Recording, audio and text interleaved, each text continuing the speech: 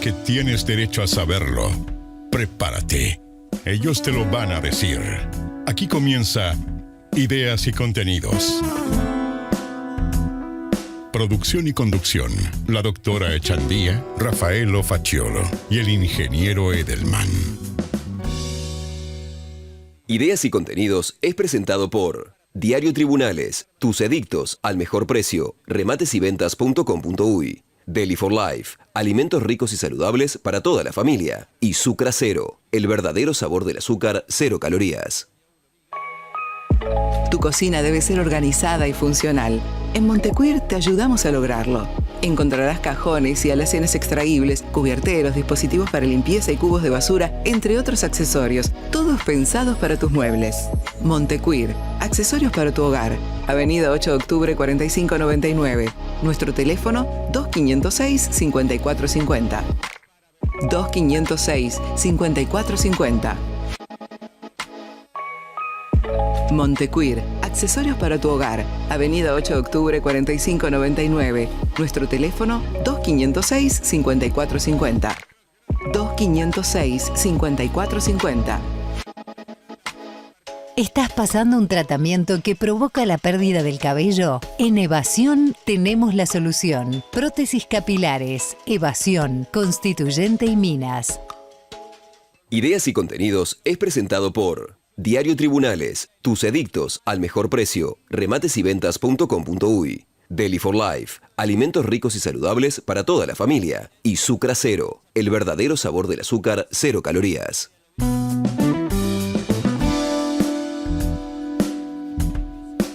Bueno, buenas tardes, bienvenidos a un nuevo programa de Ideas y Contenidos. En este programa vamos a hablar de derechos y muchas cosas más. Rafaelo.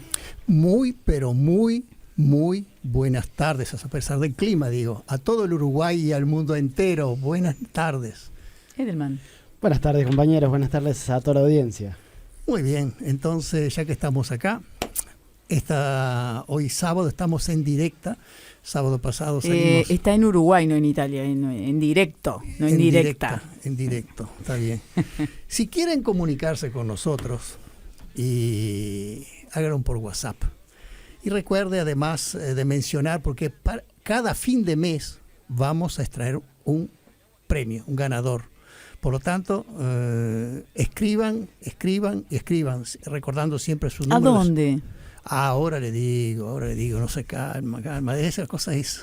Bueno, 093, ya que le insiste la doctora, 093-416-299. Recuerden mencionar sus últimos 3 dígitos de cédula y su nombre, por supuesto. Y vamos a contarle a la gente que estamos comiendo. Estamos por comer.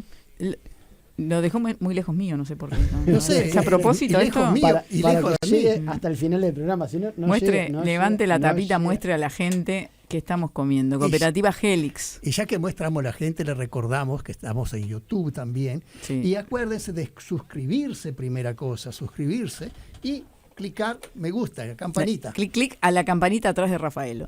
Acá al costado, justo acá al costado. Pero suscribirse también. Edelman. Es una pascualina de Cooperativa Helix, libre de gluten, espectacular. La verdad, una masa fantástica. Y dígame, ¿dónde puedo comprarla? Tiendas naturistas, almacenes, supermercados, todas las tiendas de congelados. Espere, en las grandes superficies están. También están en la parte de congelados. Bueno, deme acá, pase para acá. Usted me la cuida. Sí, la cuido. Edelman, la cuido en el estómago. ¿Qué tenés para hoy? Hoy vamos a hablar en el cuarto bloque de prebióticos, probióticos y simbióticos. Bueno, muy bien. Nosotros vamos a presentar que tenemos en cabina al doctor Juan Cereta, abogado, profesor de la Facultad de Derecho. ¿Cómo estás, doctor? ¿Qué tal? Buenas tardes. Gracias por la invitación. No, al contrario, muchísimo gusto por venir. Y antes de empezar a hablar del tema, antes de mencionar cuál es el tema que vamos a hablar con el doctor, tenemos la obligación nosotros tres de hacer un reconocimiento y tener un minuto de recordar al doctor Carlos Álvarez Cosi, que fue un gran colaborador de este programa. Ustedes lo recuerdan, Rafaelo y sí, por supuesto que sí. En dos oportunidades estuvo aquí presente. Y bueno, yo como forma de recordarlo, el doctor falleció la semana pasada. Me gustaría recordarles, tener memoria con ustedes lo que fue, él nos acompañó en el primer programa ideas y contenidos, y hacerle un cuento un poco a la gente de algo que la gente lo escuchó al aire, pero no supo el backstage, o sea, los pormenores de lo que nos costó esa salida al aire del doctor, sí, porque hubo una complicación en la parte telefónica y no lograban, a pesar de que el doctor no estaba hablando, no lograban comunicarse, y acá padecimos con Edelman. ¿Se acuerda Edelman del primer programa, cómo padeció usted hablando de derechos? Yo la miraba a usted, todas las señas que hacía para un lado, para el otro, movía los brazos, ¿no? Ahí aprendimos lenguaje de señas. Sí, bueno, sí. Sí. Si quieren recordar al doctor y ese primer programa, lo pueden ver en YouTube, que ahí van a poder ver las señas que detalla Edelman. Pero bueno, lamentablemente nos ha dejado. Ha sido un gran colaborador de este programa, siempre estaba dispuesto, lo invitamos varias veces a hablar de varios temas de derechos, obviamente, y bueno, a partir. Que en paz descanse. Exactamente. Bueno, doctor, estamos con usted, que está acá, volvemos con el doctor Juan Cereta. El doctor ha sido, un pionero, digamos, en el tema de obtener, según he podido leer, una sentencia o varias sentencias, usted nos aclarará hasta dónde, cómo está el trámite, a dónde ha llegado, que obliga al Ministerio de Vivienda a dar vivienda, no sé si a una familia, varias familias, cómo es el tema. Para eso lo invitamos, para abordarlo, ir desmenuzando, ir en detalle, porque este es un programa de derechos, o sea, es un programa que está pura y exclusivamente para eso. Pero primero que nada, a mí me gustaría leerle, porque este es un programa que va dirigido a la población en general, si bien es de derechos, leerle a la gente lo que es el artículo 45 de la Constitución, que dice exactamente así: todo habitante de la República tiene derecho a gozar de vivienda decorosa. La ley propendrá asegurar la vivienda higiénica y económica, facilitando su adquisición y estimulando la inversión de capitales privados para ese fin. Doctor, según tengo entendido, usted ha obtenido una sentencia o varias, como le mencioné. La primera cosa que le quiero preguntar es mi duda inicial que recién mencioné, si se trata de una familia o varias familias que están en esta situación. Bueno, los casos que nosotros llevamos a juicio fueron de 3 familias. O sea, son 3 juicios separados, de 3 familias distintas, y en los que se obtuvo sentencia de condena de primera instancia y de segunda instancia, dado que el Ministerio apeló la resolución de primera instancia, pero fue confirmada por el Tribunal de Apelaciones de Familia. Es decir, que son las primeras 3 sentencias que condenan, como usted decía, al Ministerio de Vivienda a dar una solución habitacional a alguien. Hasta ahora los antecedentes que teníamos habían sido todos infructuosos, no se había nunca ganado una acción de este tipo. Y bueno, este es el primer caso. Sí, los primeros 3 casos. Una cosa que le quería preguntar, si esa sentencia se obtuvo como acción o como defensa o excepción. Es decir, hay veces que yo he visto gente promoverlo como excepción en un juicio de desalojo, por ejemplo. Al contestar y al defenderse se excepcionan de esa manera. ¿O ustedes promovieron una acción especialmente para eso? No, estas 3 se obtuvieron como vía de acción. Es decir, se promovió la demanda. Nosotros somos los demandantes en esos 3 juicios. Es decir, lo iniciamos nosotros, no fue una defensa esgrimida en un proceso ya existente, sino que se inició un proceso judicial por parte nuestra. Lo que sí existió de antecedente fue una petición y una medida provisional solicitada en el ámbito de Naciones Unidas al Comité de Derechos Económicos, Sociales y Culturales de Naciones Unidas. A ver cómo es eso, doctor. Un poquito más lento, porque esto acuérdese que es para la gente. Y nosotros somos abogados, entendemos, pero la gente nos tiene que seguir el training. Claro, la historia comienza así. Nosotros, en mi caso, yo me vinculé porque me contactaron del asentamiento Nuevo Comienzo, que está en la zona de Santa Catalina, en el Cerro Montevideo, cercano al cerro, porque había una eventualidad de una serie de familias que habían ocupado un terreno desocupado en esa zona y que iban a quedar en la calle a propósito de una acción que se había iniciado. Yo realmente concurrí al lugar pensando que se trataba de un juicio de desalojo y que lo que podíamos hacer es lo que habitualmente hacemos, pedir una prórroga cuando hay razones de humanidad que lo justifican, etcétera, etcétera. Pero me encontré con que no había ningún juicio de desalojo, entonces no había un juzgado donde presentarse a pedir prórroga, sino que lo que había era una denuncia penal por el delito de usurpación que se había presentado ante Fiscalía y que Fiscalía la había llevado al juzgado penal.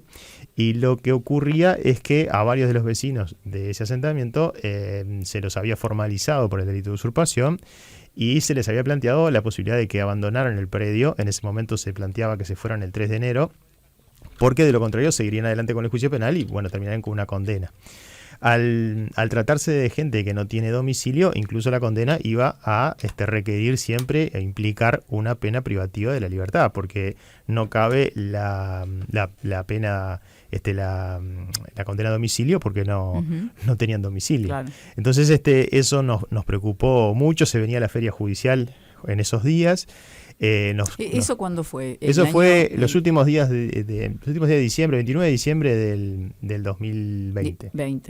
Entonces, o sea, a fin de año del año pasado. Exactamente. Entonces teníamos la eventualidad de que... ¿Y ya a esta altura tiene una sentencia? Sí, tuvimos varias. Ahora les cuento. Entonces el 3 de enero... Cuénteme el know-how primero.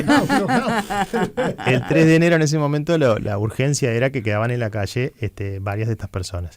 Nos contactamos con la Defensoría Pública en materia penal, que era quien los había defendido en el expediente penal, y se nos venía... estaba iniciada ya la feria judicial, con lo cual había muchas dificultades para iniciar algo acá que pudiera frenar eso. Y los antecedentes que teníamos de acciones de amparo por acceso a la vivienda hasta ese momento, todos los que habíamos intentado en algún momento en situaciones también desesperantes como estas y excepcionales, siempre habían fracasado. Entonces se nos ocurrió, lo empezamos a estudiar con los estudiantes, a analizar con los estudiantes de la Clínica de Litigio Estratégico de la Facultad, y se nos ocurrió estrenar un procedimiento que Uruguay había ratificado en el 2013, que es el protocolo facultativo del PIDEX, del Pacto de Derechos Económicos, Sociales y Culturales. Este es un tratado que Uruguay ratificó hace muchos años ante Naciones Unidas, por el cual se obligó a determinadas cosas, y que en el 2013 el voto de Uruguay fue clave porque se necesitaban 10 votos para que este protocolo entrara en vigencia. No solamente los derechos, sino el protocolo para poder reclamar esos derechos ante un órgano de Naciones Unidas que es el Comité. Se necesitaban 10 votos y Uruguay fue el voto número 10. Quiere decir que gracias a Uruguay se pueden hacer reclamos ante este comité por derechos económicos, sociales y culturales. Nunca se había hecho un reclamo para Uruguay, por lo tanto estrenamos un poco el protocolo presentando una demanda ante el Comité de Naciones Unidas en Ginebra, reclamando un análisis del acceso a la vivienda para las personas más desfavorecidas de nuestra sociedad, pero pidiendo que se tomaran, mientras se analizaba el caso, porque obviamente en ese trámite el Estado esgrime sus defensas, da sus razones, etcétera, pero que mientras tanto se tomara una medida provisional, que son habituales en estos casos. Habíamos estudiado que España, por ejemplo, había practicado este tipo de ejercicio, y donde pedíamos que o se suspendiera la desocupación del asentamiento o se les diera una vivienda de emergencia, por lo menos para que no quedaran en situación de calle. El Comité de Naciones Unidas nos requirió un montón de pruebas, se hizo un relevamiento del asentamiento, se hizo informes sociales sobre las familias, se hizo un relevamiento fotográfico, se agregaron todas las actas del Parlamento que habían analizado el caso, se agregaron las actas de la conciliación que había hecho CEFIR, es decir, una serie de gestiones que se habían hecho hasta ese momento, y el comité accedió a dar una medida provisional y dictó una resolución que le pide al Estado uruguayo que o suspenda esos desalojos, esas desocupaciones, digamos, porque no podemos hablar exactamente de desalojo, o que les dé una vivienda de emergencia mientras se resuelve el caso. Ahí pensamos que podíamos obtener una solución, por lo menos sentarnos a conversar con el Ministerio de Vivienda y buscar una solución para todas las familias que adhirieron a ese recurso. 56 familias adhirieron a ese recurso que presentamos en Ginebra, pero lamentablemente no hubo una respuesta favorable por parte del Estado, más bien hubo silencio, y bueno, no pasó nada, no se generó ni siquiera se reactivó la mesa de diálogo que en su momento había existido. Es bueno decir también que acá en el medio hubo cambios de autoridades, ¿no? Entre aquella mesa de diálogo cambió el gobierno nacional, cambió el gobierno departamental, o sea, hubo cambio de personas y de gobiernos. Pero tampoco hubo respuesta. Entonces, lo cierto que quedamos un poco a la expectativa de qué pasaba con esos expedientes penales que estaban iniciados, donde pedimos que se comunicara la resolución del Comité de Naciones Unidas tanto al Ministerio de Vivienda, obviamente, a la Intendencia de Montevideo, al Poder Judicial, a la Fiscalía, para que todos estuvieran enterados de la resolución. Sin embargo, no tuvimos demasiada respuesta de ninguno de estos actores, y el fiscal del caso penal prosiguió citando a estas personas, citó a 19 de las que estaban formalizadas. De esas 19, 4 comparecieron al juzgado penal, y a esas 4 se les volvió a dar un plazo para que se fueran, que vencía el 4 de abril. Esto nos volvió a poner otra vez en situación de emergencia, porque el 4 de abril, 4 de esas 4 personas, mejor dicho, 3 eran jefas o jefes de hogar con hijos a cargo, uno no, era un señor que vivía solo. Entonces decidimos intentar plantear una acción de amparo ante los juzgados de familia desde la óptica de los derechos de los niños que estaban involucrados en esta situación, por 3 de las familias, obviamente por el señor que vivía solo no podíamos llevarlo al juzgado de familia, y esas 3 familias por las que fuimos, que se veían en la urgencia, en la inminencia de quedar en situación de calle, porque para cumplir con lo acordado en el juzgado penal tenían que abandonar el 4 de abril el asentamiento y quedaban en la calle. Esas 3 familias fueron las que obtuvieron sentencias de condena en juicios de amparo. En una acción de amparo. Exactamente, más o menos ese es el resumen de la acción de amparo que habrá sido contra el Estado. Contra el Ministerio de Vivienda. Exacto, y el Ministerio por lo visto apeló, porque me dijiste que había una sentencia de segunda instancia. Sí, el Ministerio apeló los 3 casos. Los tres casos fueron confirmados por los tribunales de apelaciones. Hay 2 tribunales de apelaciones en materia de familia, 2 turnos. Los 2 turnos tocaron, obviamente uno repetido, pero en los 3 casos se confirmó la condena. Y en el primer caso es bueno destacar que el Ministerio cumplió enseguida la sentencia y le entregó a esa familia una casa que es donde están viviendo hoy, ya se mudaron. Uh-huh. Las otras 2 familias el Ministerio no ha cumplido. A pesar de que las sentencias fueron confirmadas en segunda instancia y a pesar de que nosotros pedimos la fijación de una multa por día de incumplimiento, que en uno de los casos se fijó en la suma de 100 UR, que son unos 130.000 pesos por día. Astraintes. Sí, astraintes, que ya llevan una deuda de más de 4 millones de pesos y que el Ministerio por ahora no ha cumplido, por lo tanto eso se sigue incrementando día a día. ¿Por qué, pregunto, a una sí y a las otras 2 no? Eso pregúntale al Estado, me parece. Bueno, yo le pregunto porque seguramente, no sé si tiene respuesta. ¿Y porque fue la primera y tal vez no se esperaban las demás o sí? Bueno, yo ahora lo que puedo decir ¿Fueron tribunales diferentes? Fueron 3 juzgados diferentes. Tal vez esperaron que las demás no. En realidad las 3 sentencias salieron prácticamente el mismo día o con un día de diferencia porque se presentaron el mismo día, o sea que tuvieron muy poca diferencia. Yo ahora sí lo que puedo hacer son especulaciones porque no tengo la razón, no la sé. Lo que sí me parece es que el Ministerio en su momento pensaba que podía de alguna forma dar vuelta a esas sentencias en segunda instancia con sus apelaciones y en ese caso se iba a librar de cumplir. Eso no ocurrió. En el caso de la primera sentencia, cumplieron rápidamente, incluso estamos en semana de turismo, me acuerdo, tuvieron que mandar un escribano a notificarnos a la facultad para que estuviéramos enterados y todo se hizo en los plazos que decía la sentencia. Definitivamente hubo alguna resolución de tipo político en el medio que dijo, no, cambiemos, no vamos a cumplir o no podemos cumplir, no sé realmente cuáles son las razones, pero lo cierto es que hay un caso sí se cumplió y los otros 2 están pendientes. ¿La vivienda que le otorgaron a esa persona que se cumplió es una vivienda permanente o algo temporario?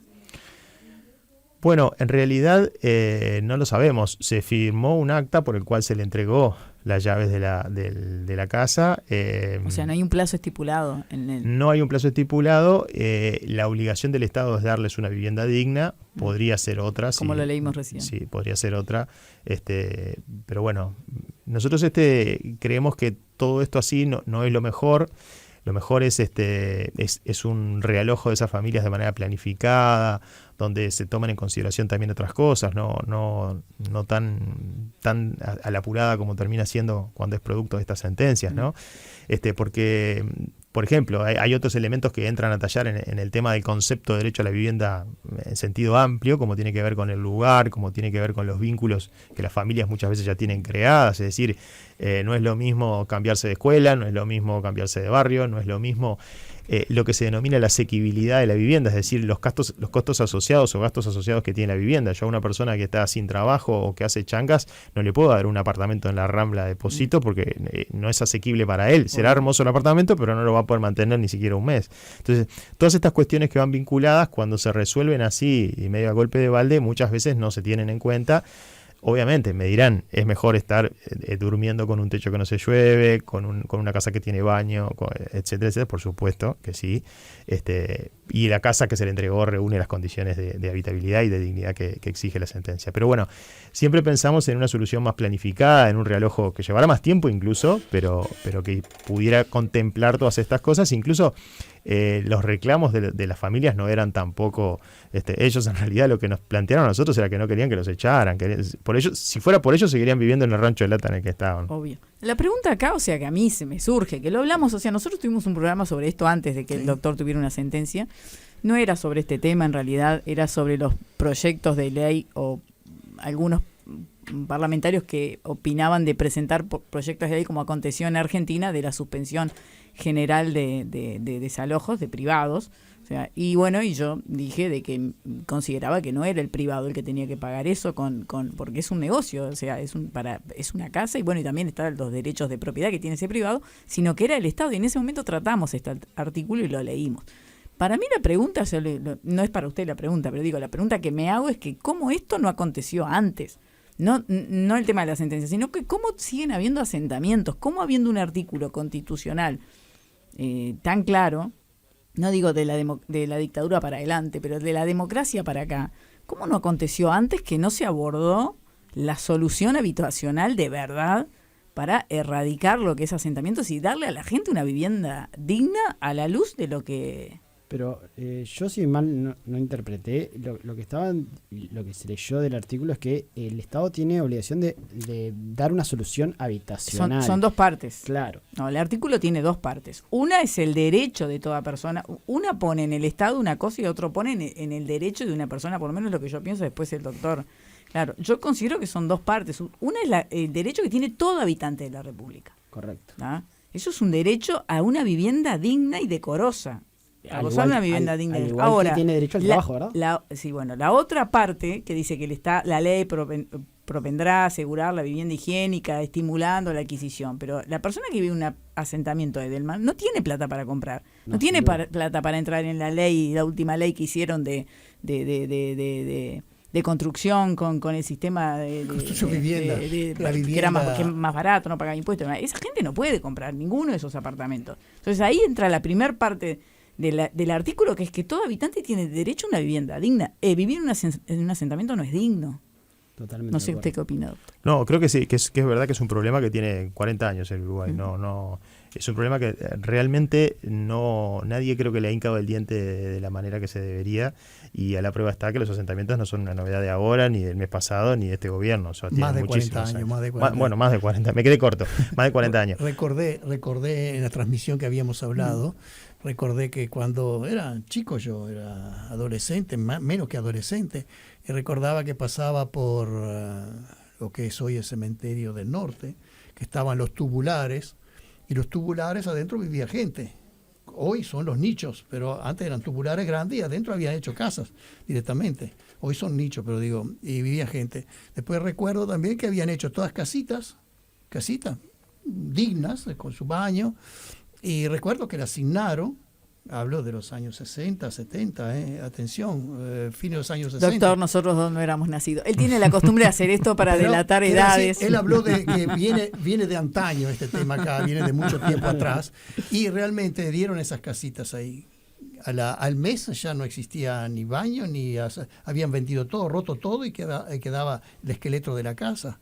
O sea, hay esa cultura también, vamos a decir. Como usted dijo, y hay una cosa que dijo, ellos estarían contentos de vivir en el rancho con la chapa. ¿Es esa cultura que seguimos fomentando? ¿O es una cultura digna de la casa y dándole la posibilidad de llegar? Me pregunto, hay varias. Yo creo que ahí lo que también hay que tener presente es que el derecho a la vivienda no es el derecho a ser propietario. O sea, son dos cosas diferentes. El derecho a la vivienda es el derecho a tener un vínculo estable, seguro, con la finca que constituye el hogar. Ese vínculo de estabilidad, de seguridad, puede ser arrendatario, puede ser usuario, puede ser socio cooperativista, puede ser jurídicamente un montón de cosas. No tiene por qué ser propietario. ¿Y por qué no se aceptó la solución habitacional que ofreció el Ministerio de Vivienda, que era pagarle un alquiler y como solución de emergencia, ¿no? O sea, no como solución definitiva. Porque yo entiendo que una solución definitiva requiere todo un análisis, un estudio, un acompañamiento con asistentes sociales para justamente que no suceda ese tipo de cosas. O sea, es todo un proceso, y por eso hay muchas familias que están a la espera, hay una lista de espera, y ellos saltearon toda esa lista y fueron... No, ¿quién salteó? ¿El Ministerio? No, digo que al haber una resolución los obliga al Ministerio a saltear la cola directo al frente. No los obliga a saltear nada. Lo que decidió saltearlo fue la ministra. Podría haberles dado a todo eso. Podría haberle dado un montón de soluciones. Sí. Un montón de soluciones. Mire, con la plata que está gastando ahora en multa, le podría alquilar una casa. Claro, pero esa solución del alquiler no fue aceptado por el juzgado. Sino lo que pasa es que una cosa es ofrecerlo antes que empiece el juicio y otra cosa es cuando a vos te condenan a dar 1 kilo de mandarina no puede venir con 3 manzanas. Ahora, si vos hubieras ofrecido antes el kilo de mandarina, se iban contentos con las mandarinas.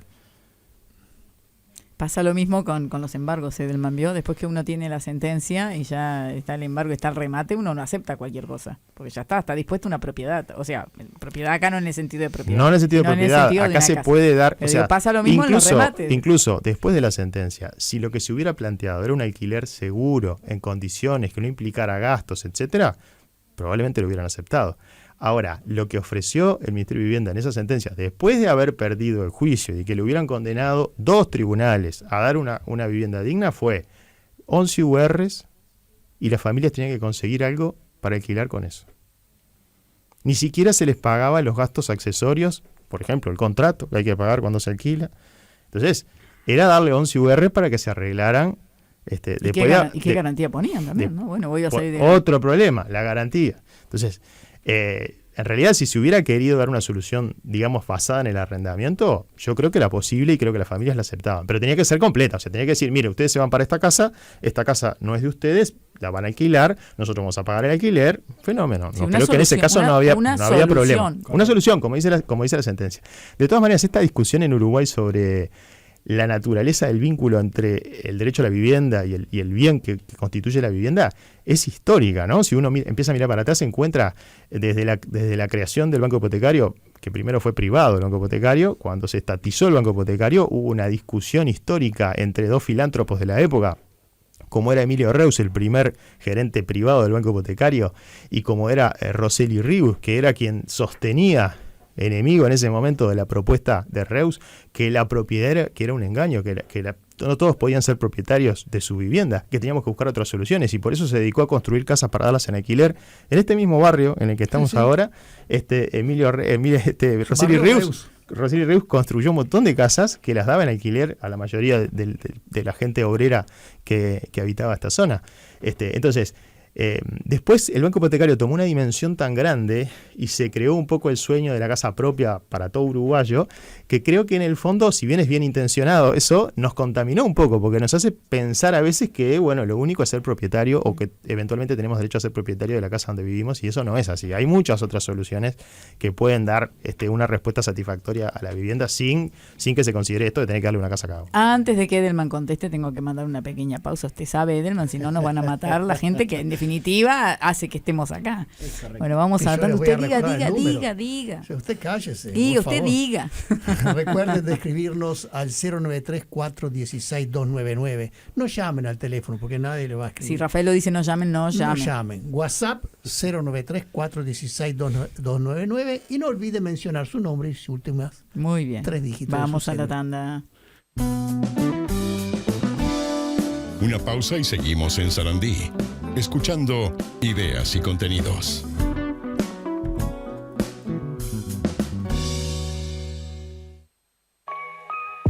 Tu cocina debe ser organizada y funcional. En Montecuir te ayudamos a lograrlo. Encontrarás cajones y alacenes extraíbles, cubierteros, dispositivos para limpieza y cubos de basura, entre otros accesorios, todos pensados para tus muebles. Montecuir, accesorios para tu hogar. Avenida 8 de octubre 4599. Nuestro teléfono 2506-5450. 2506-5450. Diario Tribunales. Publicamos tus edictos al mejor precio y sin moverte de tu estudio. Consultanos a diario@tribunales.com.uy o por WhatsApp al 094-622-624. Sucracero, el verdadero sabor del azúcar, 0 calorías, apto para toda la familia, ideal para cocinar o disfrutar de tus bebidas frías o calientes. Probalo en sus 2 versiones, pote y recarga económica. Porque mereces la mejor calidad al mejor precio. Sucracero.com. ¿Buscas hacer buenos negocios por poco dinero? Entonces ingresá a rematesyventas.com.uy. Toda la información de remates en un solo lugar. rematesyventas.com.uy o rematesyventas.com. SIG Administraciones. Servicios contables, jurídicos y notariales. Especialistas en administración de edificios. Confíe su administración al mejor equipo de profesionales. Estamos en Centro Hipósitos. Contáctenos al 098-990-395 o en sigadministraciones.com.uy. Chocolatada Deli for Life, energía saludable para chicos y una delicia para grandes, con cacao natural, sabor exquisito y en su presentación más económica, para que lo tengas siempre en la cocina. Chocolatada Deli for Life, que no te falte en ninguna merienda, para cocinar una rica torta de chocolate o complementar un desayuno nutritivo. Montecuir, accesorios para tu hogar. Avenida 8 de octubre 4599. Nuestro teléfono 2506-5450. 2506-5450. Ideas y contenidos es presentado por Diario Tribunales, tus edictos al mejor precio, rematesyventas.com.uy. Deli for Life, alimentos ricos y saludables para toda la familia. Y Sucra Cero, el verdadero sabor del azúcar, 0 calorías.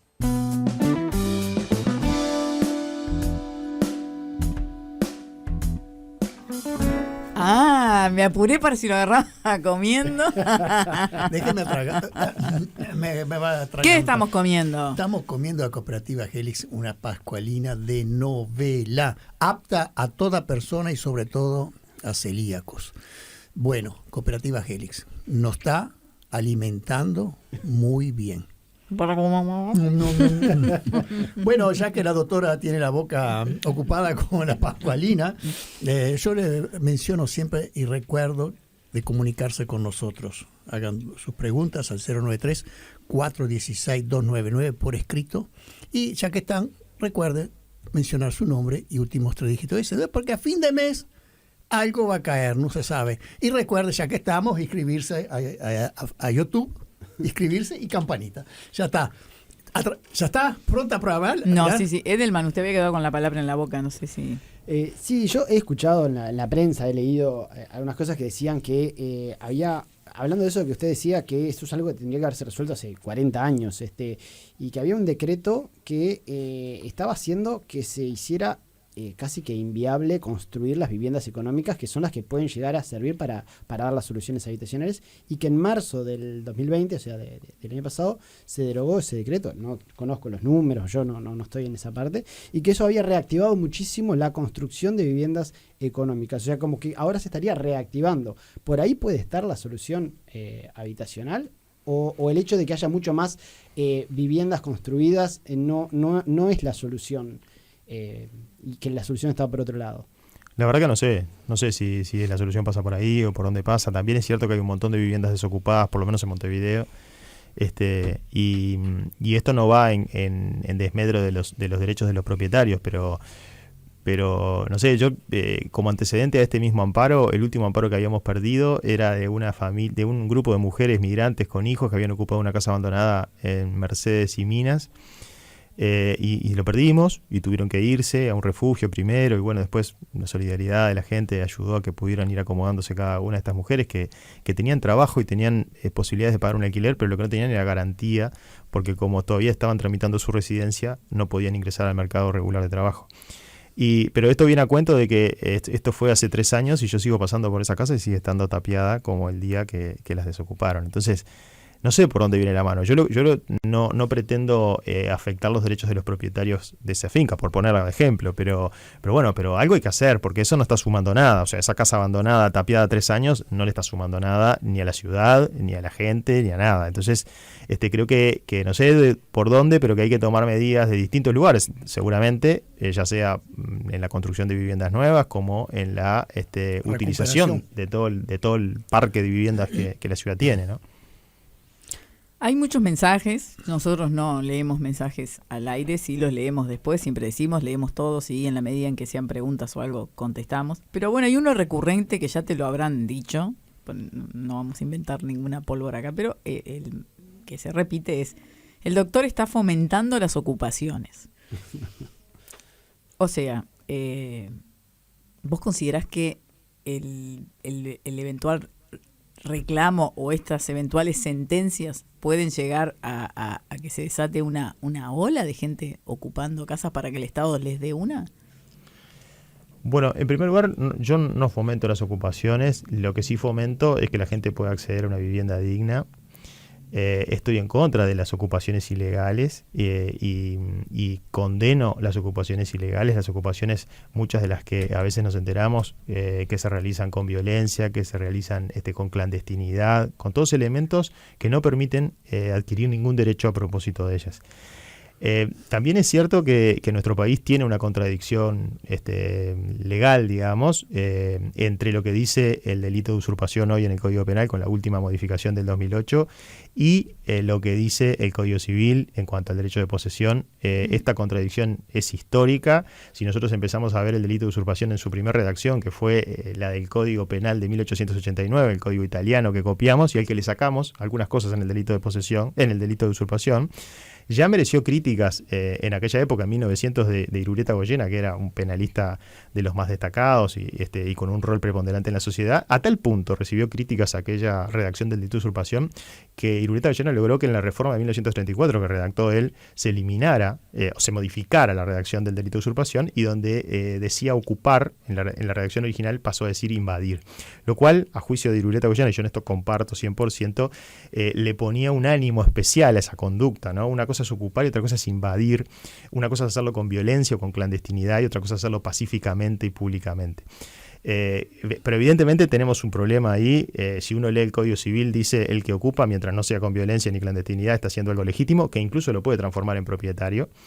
Pero si lee el Código Penal, también está cometiendo el delito de usurpación. Esa contradicción, evidentemente, deberíamos subsanarla para bien de todos, porque cuando no hay certeza sobre estas cuestiones, entramos en un terreno difícil y problemático. Así que tenemos un problema histórico ahí. Uruguay ha tenido incluso observaciones. No solamente nosotros fuimos con esta queja al comité. El Comité de Derechos Económicos, Sociales y Culturales, además de recibir peticiones o demandas individuales, le pasa exámenes a los países. Analiza la situación de los países periódicamente cada 5 años y les hace una evaluación sobre qué han cumplido, los felicita por lo que han cumplido y les reprocha en lo que están en deuda. Y Uruguay tiene varios reclamos, varias observaciones específicas, sobre todo en el 2017, que fue el último examen que pasó Uruguay, se le hicieron algunas observaciones que si uno las lee realmente se queda duro porque justamente reflejan lo que está pasando ahora. Una de las principales observaciones es que no ha capacitado adecuadamente ni al Poder Judicial, ni a la Fiscalía, ni a los abogados, a todos los actores del sistema judicial sobre el derecho a la vivienda.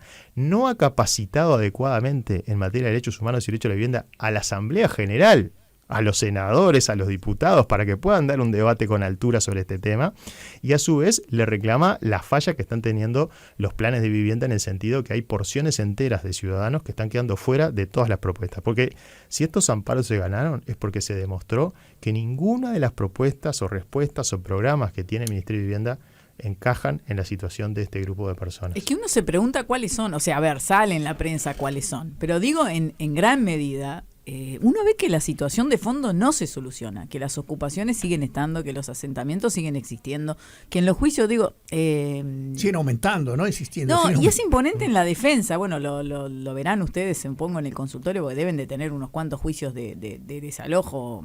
Digo, nosotros en el ámbito privado, en la defensa, es constante que te opongan la posesión. Llevan 5 meses. Totalmente. Y te meten una sesión de posesión. Sí, exactamente, y tenés ahí se te alarga y se te va y es permanente. Entonces este tema está, como decís vos, en una cosa que todo vale, todo sirve, y quién tiene que acá, como lo leímos, el artículo 45 de la Constitución, quién tiene que ocuparse en realidad ya digo, yo voy a hablar de la democracia para acá, para antes no me voy a meter, porque digo, por lo menos lo que considero lo que es la época moderna. Digo, ¿cuántos gobiernos pasaron? Pasaron 3 gobiernos colorados, uno blanco, 3 frente amplistas, otro blanco, ahora bueno, digo, casi todos. De todos, y esto no se soluciona, sigue, y bueno, y vemos que cuando realmente hay un principio de decir esto es así, realmente tangible, porque esta sentencia es tangible, es algo concreto, por primera vez uno dice, bueno, alguien hizo algo que se puede ver, que se puede... Claro, pero curiosamente la reacción que obtenemos no es decir, bueno, acá tenemos un problema, tenemos que hincarle el diente a esto y arreglarlo, sino que la reacción es, busquemos redactar una norma para esquivar esto, sí, porque y que no tengamos la justicia que no cumplir. puede ingerir con el tema político, el doctor se está metiendo con la política, y digo... Yo creo que es un tema así político, en lo personal pienso, porque acá estamos hablando de derecho de vivienda. Yo hablaría como costumbre, mi costumbre que tengo no es de acá, es del otro lado del océano, hicieron la ley romana justamente que están copiando acá, que la Constitución italiana, el primer artículo es el derecho del trabajo. Y desde después de guerra a hoy todavía buscan siempre darle trabajo a la gente, encontrar, inventarle trabajo o fomentar el trabajo.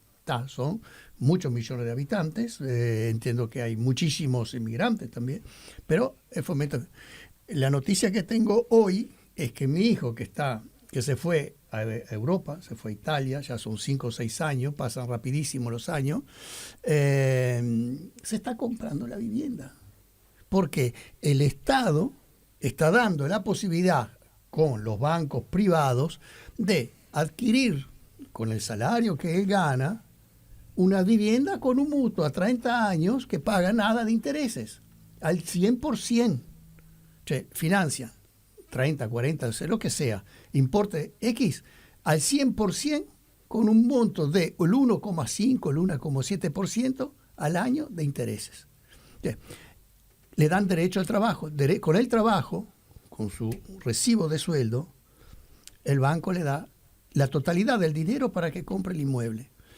Nunca he sentido acá banco hipotecario en los últimos años que vivo ya en Uruguay, porque hubo 2 emigraciones de los años 90 en adelante. Banco hipotecario, ahorra algo en banco hipotecario y después te compra la casa. Yo me acuerdo que me decían eso. Que después con eso haces puntos y... las viviendas hoy, Mevir, ¿cómo se llama? Todas estas viviendas que hay, que se hacen las cooperativas, aplaudo, porque logran luchando a hacer las cosas. Pero no dar la casa, sí, sería bueno dar la casa, me pongo en fila, yo también me dan la casa y voy a vivir en una casa. Yo creo que tendría que ser a partir del trabajo. Yo desde de los años 90 en adelante vi siempre más gente en la calle, nunca vi menos, siempre más, sin vivienda.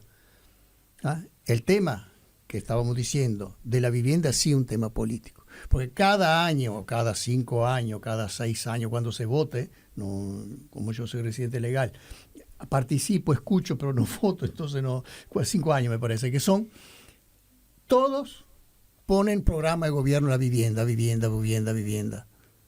90, estamos en el 2020, son ya 30 años, en 2021 estamos. 2021, pero 90 ya son 30 años que participé, Más, 6 sí. votaciones, 6 votaciones.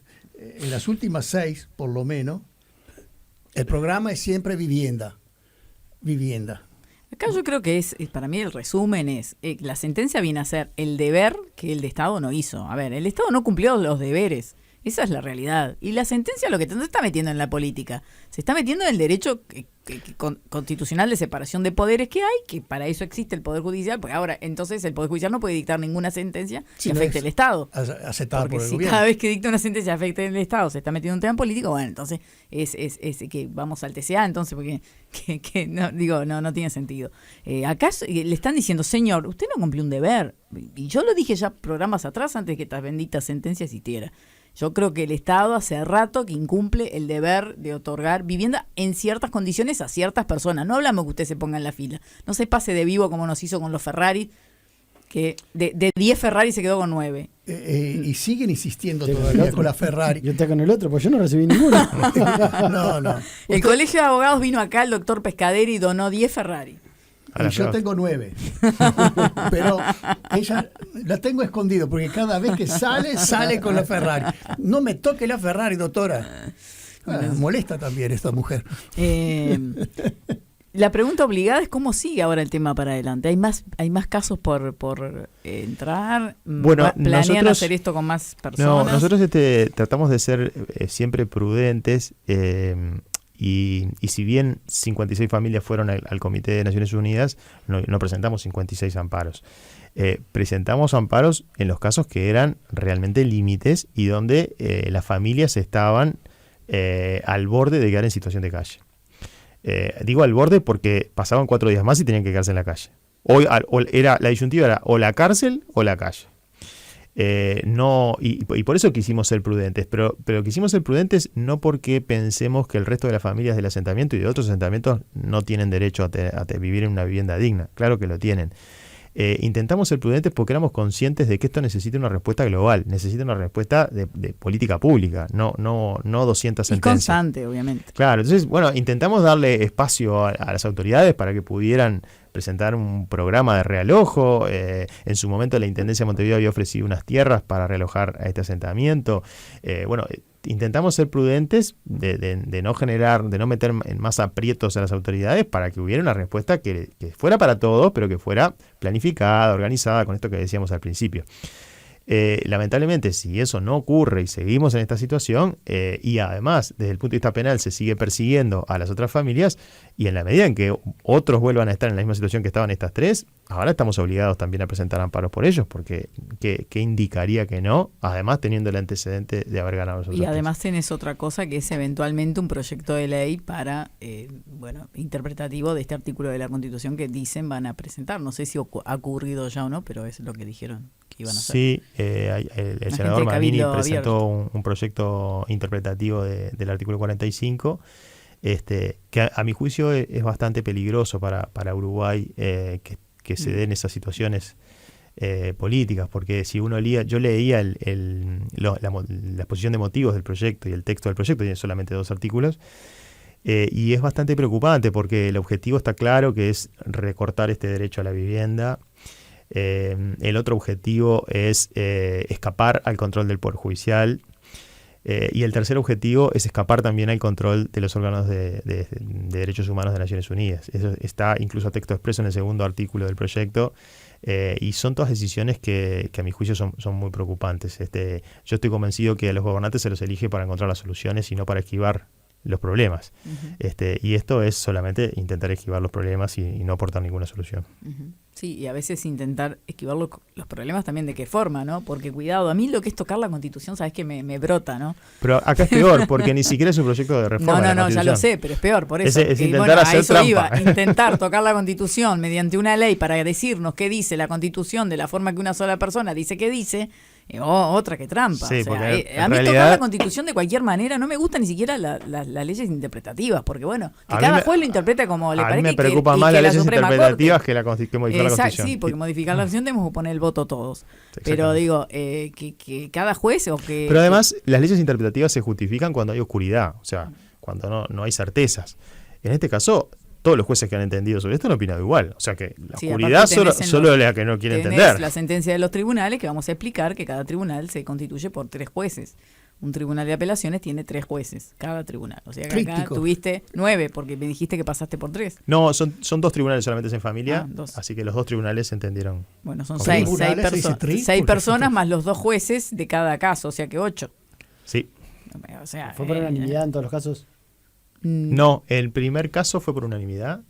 En los otros 2 casos no hubo un voto discorde, y cuando hay un voto discorde se tiene que sortear para integrar con otro miembro hasta lograr 3 votos afirmativos. En los 2 casos, en el primer caso hubo unanimidad y en los siguientes casos hubo que sortear para lograr el tercer voto. O sea que también es cierto que hay jueces todavía que opinan que en ese caso no están de acuerdo con la sentencia que condena, ¿no? ¿Te podés quedar un minutito más, que mando una pausa y te quiero preguntar sobre el consultorio? ¿Cómo no? Porque hay mucha gente que nos escribe preguntando cómo es, dónde y todo eso. Siga escribiéndonos al 093-416-299. Síguenos en nuestras redes: YouTube, Facebook, Instagram, Twitter. Y recuerden inscribirse en YouTube y tocar la campanita. Muy bien, vamos a la pausa. Estás escuchando Ideas y Contenidos, porque tienen derecho a saberlo.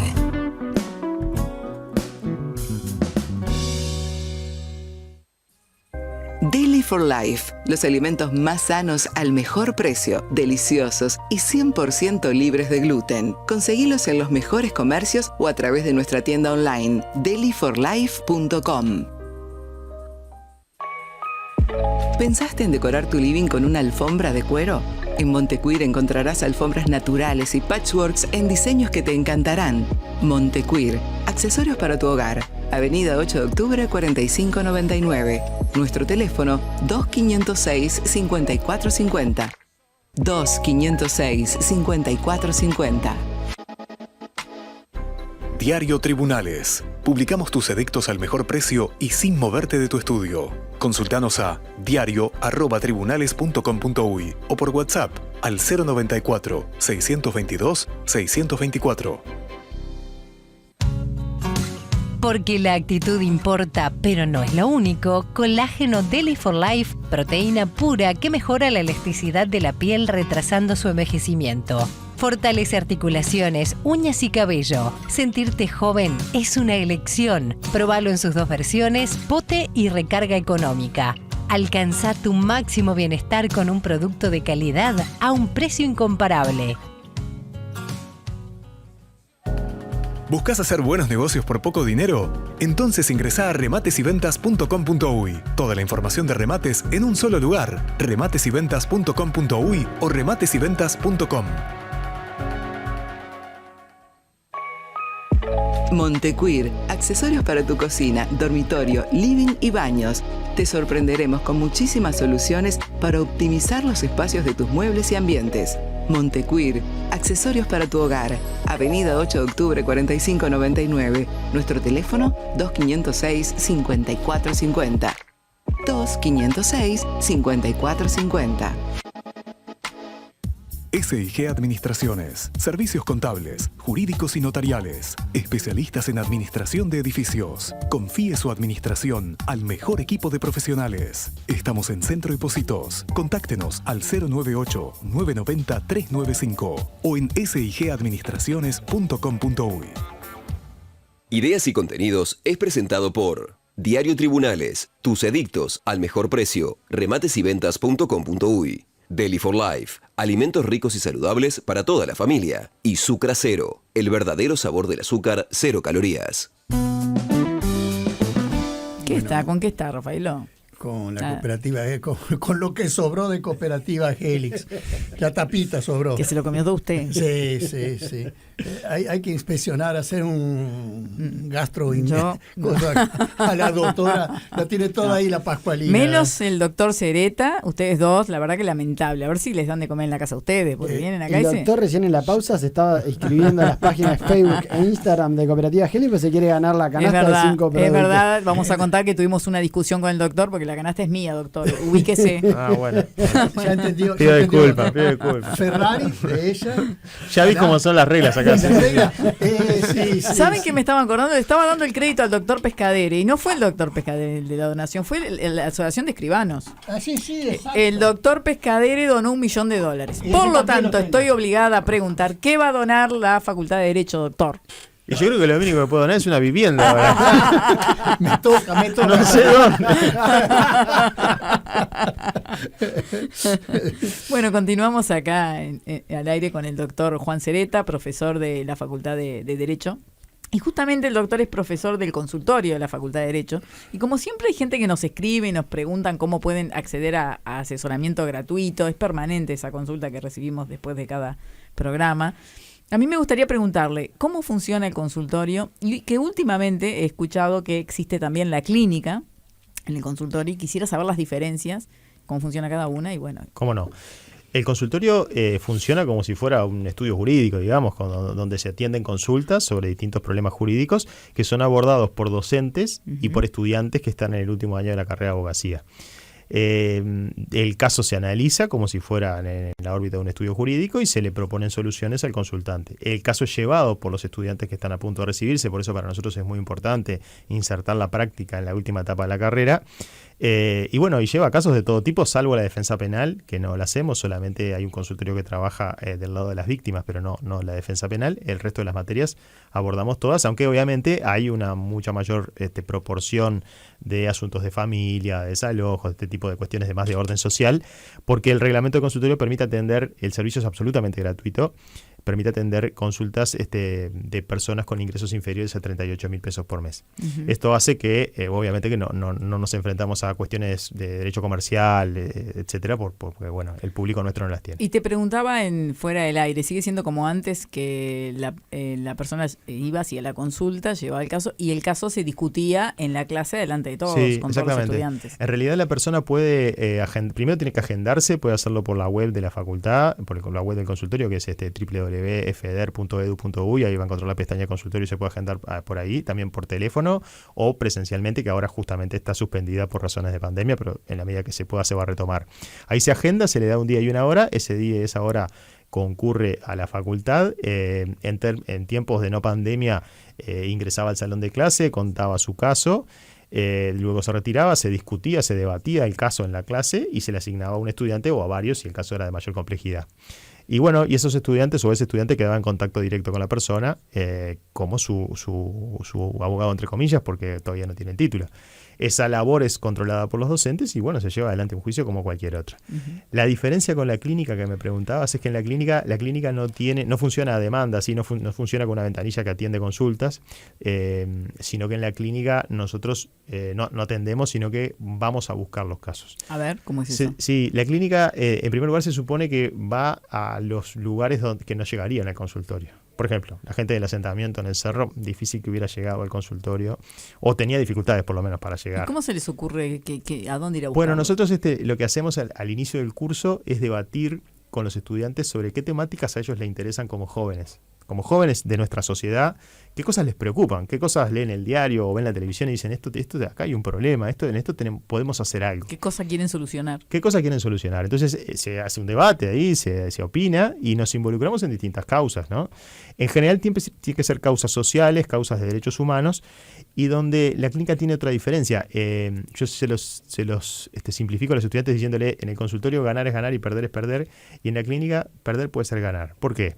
Porque en la clínica lo que hacemos es trabajar no solamente con el expediente, trabajamos fuera del expediente, se trabaja muchas veces con aliados, con organizaciones sociales, con actores públicos vinculados a la temática que son nuestros aliados, y se trabaja mucho en la planificación del caso, en la preparación del caso, en dónde se va a presentar, cómo se va a presentar, qué se va a hacer antes, si se va a conocer a la opinión pública, si no se va a conocer, si se va a generar una campaña de expectativa, si no. Todo eso se trabaja también, cosa que no hacemos en los casos de consultorio, obviamente. Y los resultados tienden a ser siempre colectivos. O sea, en la clínica buscamos que el impacto que tenga mueva la aguja en algo, aunque sea para discutir. Por ejemplo, este caso del asentamiento Nuevo Comienzo es un caso que se eligió porque queremos discutir el tema de la vivienda.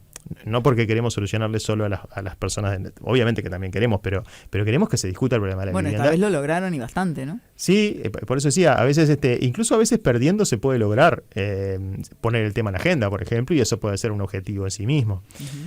Nos hemos involucrado con varios, con muchas temáticas, estuvimos involucrados también con el tema de los derechos de las personas mayores, hicimos inspecciones oculares a las residenciales de personas mayores, estamos vinculados ahora con un tema que tiene que ver con las falencias de la ley de fertilización, todas cosas que han surgido de las iniciativas de los estudiantes. ¿Involucran otras universidades también? Hablamos de varios temas temáticos acá, no solo legales, pero hablan también de, acá en caso de vivienda, habla de, pero en lo que es facultad, derecho, psicología, hay varias facultades. Sí, nosotros estamos en contacto con todas los 26 servicios de la universidad, con todos tenemos diálogo. Y entonces, porque en algún caso, por ejemplo, hemos tratado cuestiones medioambientales, hemos tratado cuestiones de contaminación del agua. Bueno, en esos casos, obviamente que tenemos que vincularnos con los distintos servicios de la propia Universidad de la República, que son los que dominan esa temática, porque nosotros no sabemos. Y a su vez con actores que son por fuera de la universidad. Por ejemplo, trabajamos mucho en los últimos años con el comisionado parlamentario para el sistema penitenciario, con Juan Miguel Petit, donde promovimos acciones de amparo, habeas corpus sobre la situación penitenciaria, y él fue un gran aliado porque es el que conoce sobre cómo están las cárceles. Y así podría decirle, cuando hicimos acciones vinculadas a los derechos de los niños con HIV, nos vinculamos con la Asociación de Apoyo al Cero Positivo. Y así con distintas organizaciones sociales o institucionales, que a veces son universitarias, a veces no, pero que son las que nos traen insumos y nos traen el conocimiento sobre la cuestión en sí, ¿no? No sobre lo jurídico, pero sí sobre la cuestión en sí. Y en el caso de la clínica, ¿toman un caso al año o bueno, varios? ¿Cómo lo Cuando empezamos con esto con el profesor Uriarte, que fue con quien planteamos la creación de la clínica, cuando empezamos a ver que era necesario esto y que en otros lugares del mundo se hacía, pensamos siempre en un caso o 2 casos al año. Y bueno, y eso es como lo ideal. Depende de la cantidad de estudiantes. Lo que pasa es que cuando empezamos con Uriarte teníamos 12 alumnos, entonces llevábamos un caso, 2 casos al año. Ahora estamos con 9 casos, con 9 temas diferentes, pero tengo 60 alumnos también. Entonces, en la medida de lo posible, y nos quedan cosas sin abordar, porque también en esto hay que ser responsable y no se pueden abordar causas que uno no esté en condiciones de llevarlas a cabo con seriedad y con responsabilidad, más allá de que se gane, se pierda, etcétera, pero por lo menos ser responsable porque en estas causas también perder puede ser un boomerang, ¿no? O sea, uno, por más que le ponga todas las ganas y todo el estudio, tiene que calcular cada paso que va a dar para que los involucrados no salgan perjudicados, digamos, entre comillas, después de la acción que nosotros planteamos. Sí, totalmente. Bueno, es excelente la labor, es algo nuevo, lo recuerdo al doctor Uriarte. Y la verdad que bueno, felicitarlos por la tarea que hacen, porque es excelente atender gente que no puede pagar. Un poco alto el monto que nombró doctor para los colegas particulares para el consultorio, ¿eh? Sí, bueno, es polémico, siempre es arbitrario lo que se fije, ¿no? Nosotros tratamos de, si bien el reglamento dice eso, tratamos de ver un poco el contexto, ¿no? Porque a veces puede haber una persona que tiene un ingreso, no sé, de 40.000 pesos, pero no sé, tiene 5 hijos, es una mujer sola, yo qué sé, hay que ver un poco cada caso, o de repente gana 25, pero el esposo gana 100, o sea, nosotros tratamos de analizar el contexto, la situación familiar. Y a esta altura creo que ya tenemos cierta práctica, solo con ver a las personas nos damos cuenta. Son los profesores los que terminan diciendo. Primero hay un control administrativo que lo hacen los funcionarios, pero después siempre el que decide es el docente. Bien. Incluso tiene facultado, según el reglamento, para algún caso que no cumpliera con los requisitos económicos, también atenderlo si es una situación de especial vulnerabilidad o además es de interés docente para los estudiantes. Uh-huh. Perfecto. Bueno, vamos, usted tiene algo más, lo veo ahí con esa cara, no sé qué quiere hacer. Estoy muy interesante de cosas. Yo sí quería felicitarlo porque realmente creo que hay muchos temas en este país que están sin resolver. O sea, la vivienda es uno, a veces veo el tema del trabajo, eso, o sea, hay muchos temas que están sin resolver. Y que haya una cantidad de mentes que se juntan para pensar en colectivo y tratar de encontrar una solución a esos problemas, más allá de los casos puntuales, sino eso que mencionó de llevar a buscar una solución colectiva. A veces es alborotar el avispero nomás, pero ello ya sirve. Pero sí. Está bueno. Doctor, contéstele además que no cualquier mente de abogado vio. No es lo mismo que mente de ingeniero. No, bueno, por eso necesitan tantas. Yo creo que buena voluntad también, no solamente buena voluntad y saber de las cosas. Despedimos y agradecemos al doctor Cereta. Y bueno, ya le estuvimos diciendo, no sé si fue fuera del aire o al aire, que ya lo comprometo a que nos vuelva a visitar para hablar del tema de amparos en el caso de medicamentos de alto costo. ¿Cómo no? Que es un tema que mucha gente necesita y que bueno. Y acuérdense traer la vivienda. La próxima traiga el título yo pensaba desarmar alguno de los ranchos ya cuando conocía. Todavía con pretensiones. Después que se comió todo de la cooperativa Helix, me desarma el rancho. No. Bueno, vamos a la pausa. Gracias. Ya volvemos. Porque tenemos más ideas y contenidos.